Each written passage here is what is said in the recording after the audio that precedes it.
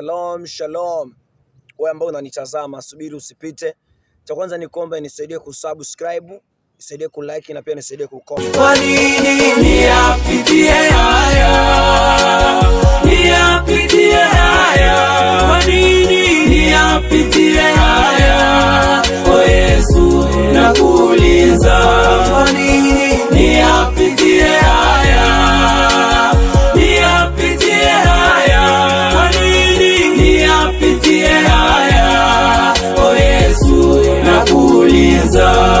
Maisha yangu yenyewe ni ya shida, huduma yenyewe nafanya kwa shida, kula kwangu yenyewe ni kwa shida, kuishi kwangu yenyewe ni kwa shida, huduma yenyewe nafanya kwa shida, maisha yangu yenyewe ni kwa shida, kula kwangu yenyewe ni kwa shida.